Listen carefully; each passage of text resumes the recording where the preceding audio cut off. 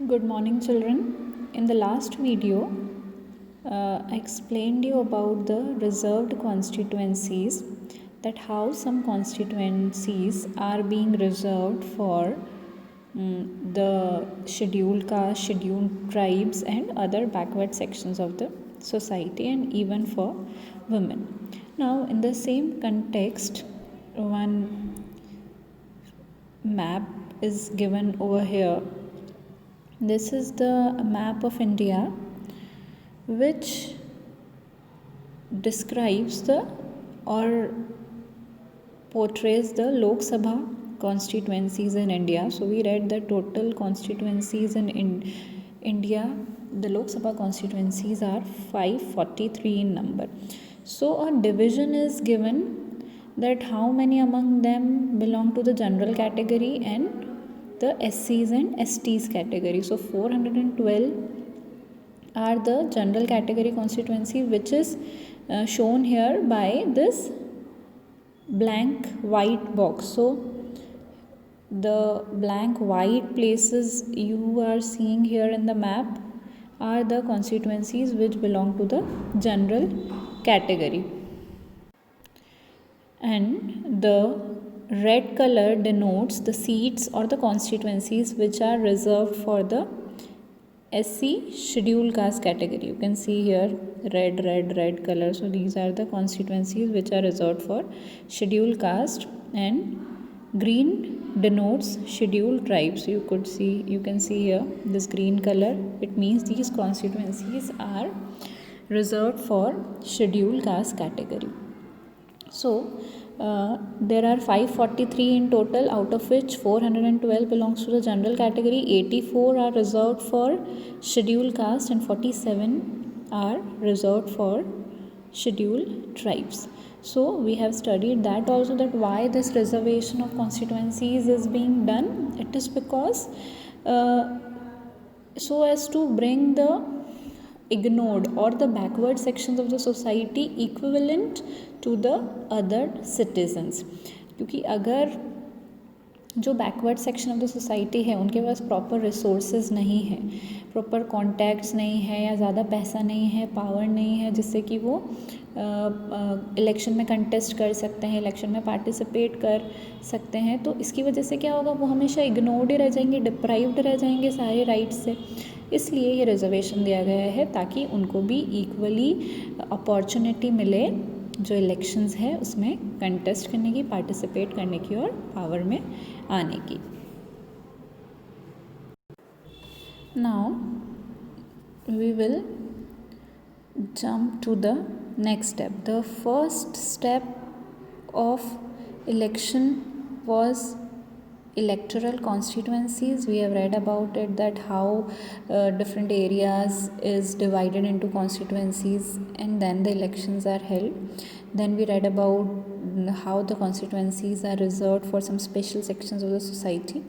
Now the second stage in the election process is preparation of voters list. Now once the constituencies are demarcated and prepared, the next step is to decide who can vote and who cannot vote.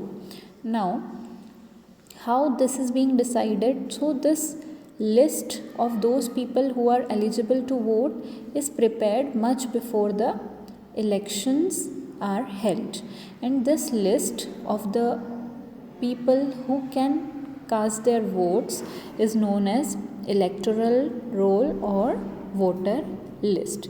Now this is a very important step because it is linked to the first condition of a democratic election. What was that condition? That everyone should get an equal opportunity to choose their representatives.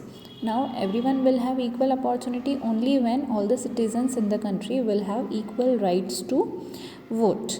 Now this system in our country is based on universal adult franchise. It means that all the citizens who are aged 18 years and above can vote in the election.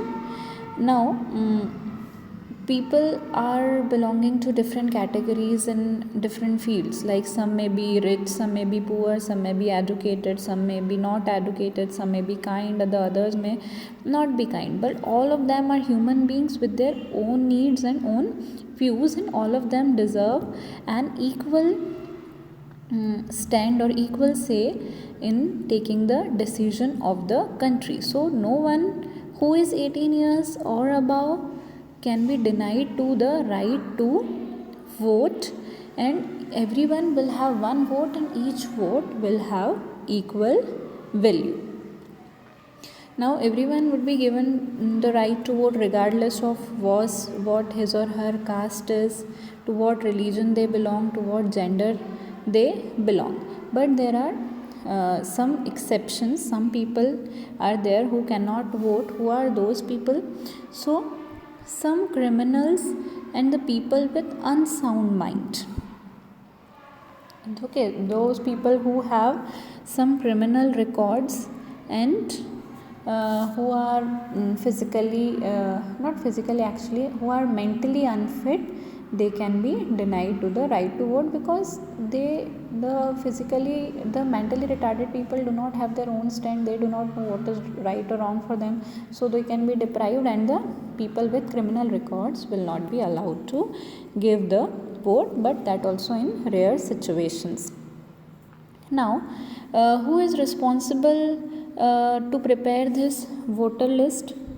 So it is a responsibility of the government to get all the names of the eligible voters to put on the voter list.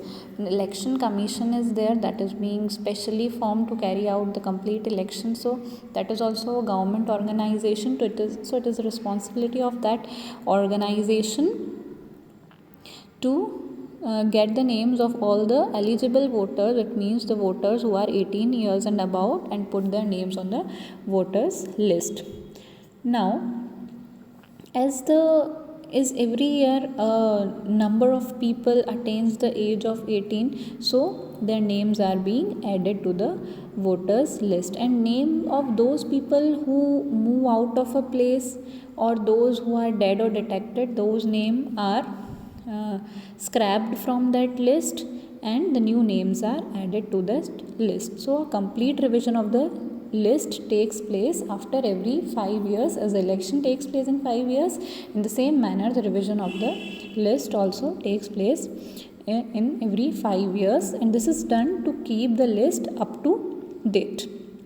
Now this new system of election photo identity card has been introduced. Now what has the government done?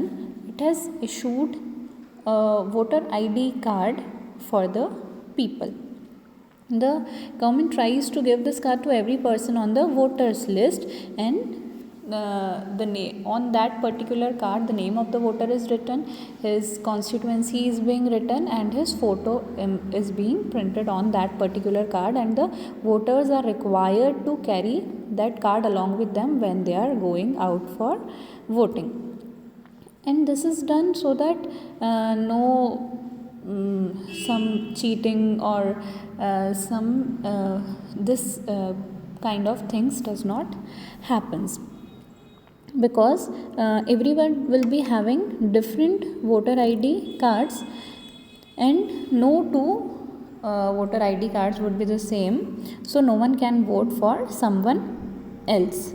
So for voting, the voters must carry some identity, this voter ID card, though this is not compulsory. If someone is not having voter identity card, they can carry their ration card or driving license as well, and they can cast their vote. Now the next step which comes in the election process is the nomination of candidates. It means which candidates will contest in the elections, and whoever are interested in contesting in the elections or stand in the election can fill the nomination forms for the same. So we saw when we were discussing about some democratic features of election, we saw that the people should have a real choice in elections. So this will happen only when there is no restriction on anyone to contest an election. All the people will have equal right to stand in the election as well. And this is what our system in India provides.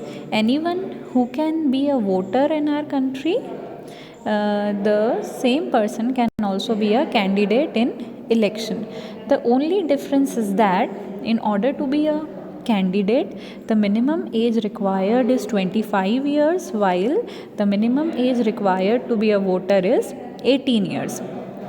But there are some restriction on criminals, etc., but that also apply in some special or extreme cases.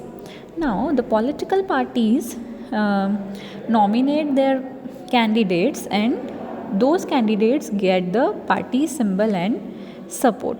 Now the party's nomination is often called party ticket. Like if someone wants to contest in the election from Congress party, so the Congress party gives the ticket or support to that particular candidate, and that particular candidate will get the party symbol, and with that particular party symbol the contestant can contest the election. Now every person or every individual who is wishing to contest an election, he or she has to fulfill a nomination form and give some money as a security deposit. Now recently the Supreme Court has given a direction, and according to it a new system has been introduced, according to which every candidate has to give some complete details regarding his or her background or cases, according to which the it means it will help the people to decide they should vote them or not. So what details are needed? So if some serial criminal cases are pending against the candidates, then its details has to be given in the nomination form. Details of the assets and liabilities of the candidates, on himself or on his or her family, if something like that is there, it has to be given, and the educational qualifications of the candidates are needed to be mentioned in that nomination form. Now this information has to be made public. It will be publicly shown to all the people, and this provides an opportunity to the voters so that they can make their decision on the basis of this provided information of the candidate, that they want to choose this particular candidate is or not. Now there is one very important issue being discussed here: educational qualifications for candidates. Now in India, no educational qualifications for holding any honorable position from PM, President, Chief Minister, CM, MLA, MP. There is no educational qualification fixed for anything. So this matter is being discussed here, that why no educational qualification for holding such an important position for the people who will run the state or who will run the whole country, why there is no such education qualification needed, while a lot of education qualifications are needed for any small job in our country. So why it is so? Some reasons are being given here, that educational qualifications are not relevant to each and everything. Now it is being explained with the help of example कि जब कोई Indian cricket team में selection होता है तो उसके लिए कोई डिग्री या का होना ज़रूरी नहीं है. इट इज़ नॉट इम्पॉर्टेंट कि जो क्रिकेट टीम में खेल रहा है, अगर विराट कोहली कैप्टन है तो उसके पास कोई स्पोर्ट्स की डिग्री है. ओके तो उसमें डिग्री इंपॉर्टेंट नहीं. क्या इंपॉर्टेंट है कि वो कितना अच्छा खेल रहा है, वो कैसे टीम को लेके चल रहा है, वो कैसा उसका परफॉर्मेंस है, दैट इज़ इम्पॉर्टेंट. तो सिमिलरली उसी तरीके से अगर कोई एमएलए है, कोई एमपी है, कोई चीफ मिनिस्टर है, कोई प्राइम मिनिस्टर है, तो उसके लिए अगर कितनी भी एजुकेशन क्वालिफिकेशंस या डिग्रीज उसके पास होगी, बट वो अगर लोगों की प्रॉब्लम्स को ही नहीं समझ रहा है, कैसे लोगों के इंटरेस्ट क्या है, वो क्या चाहते हैं, लोगों के विशेस को कैसे पूरा करना है, यही नहीं समझ पा रहे, तो उसकी सारी क्वालिफिकेशंस बेकार है। तो क्या ज़्यादा इम्पॉर्टेंट है कि वो प्रैक्टिकली काम कैसे कर रहा है, वो कैसे प्रॉब्लम्स के साथ डील कर रहा है, चीज़ों को सॉल्व कर रहा है और लोगों की चीज़ों को रिप्रेजेंट कर रहा है। तो this is important, that is why no educational qualifications are being fixed. तो दिस इज़ इम्पॉर्टेंट कि कैसे वो ज़्यादा अच्छे से अपने आप को रिप्रेजेंट कर रहा है। और जैसे कि जो कैंडिडेट्स है, once they get elected, it is sort of examination only for them. वो 5 साल जो उनको मिलेंगे वो एग्जामिनेशन है, और उसके एग्जामिनर्स कौन होंगे, जो जनरल पब्लिक है, that will be the examiners. और जो उनके वोट होंगे वो डिसाइड करेंगे। अगर अगली बार 5 साल उन्होंने अच्छा काम किया तो वापस उनको इलेक्ट करेंगे, इट मीन्स कि वो एग्ज़ाम में पास हो गए and people are liking them. Now next is that अगर एजुकेशन को रेलेवेंट बना भी दिया है और कुछ एजुकेशन क्वालिफिकेशन फिक्स्ड कर दी, तो it should be left to the people to decide how much importance they give to educational qualifications, what qualifications they want to be decided for them, what is the minimum qualification needed. It should be decided by the public only if some qualifications are made relevant. And one more reason is that if in our country where the literacy rate is still very low, if some educational qualifications are fixed, then it will go against the spirit of democracy, because our democracy says that everyone will get an equal opportunity to contest in the elections. But अगर कोई qualification fix कर दी तो एक बहुत बड़ा जो section of the society है that will be deprive to contest in the election, क्योंकि वो लोग इलिटरेट रहेंगे या फिर उनके पास वो पर्टिकुलर जो डिग्रीज़ मांगी है वो नहीं है। फॉर एग्जांपल अगर किसी के लिए BA BCom या BSc जैसी जो डिग्रीज़ है वो कंपलसरी कर दी कैंडिडेट्स के लिए, तो more than 90% of the citizens will become ineligible to contest in the election. So these are the reasons why educational qualifications for candidates who are contesting in the elections are not fixed.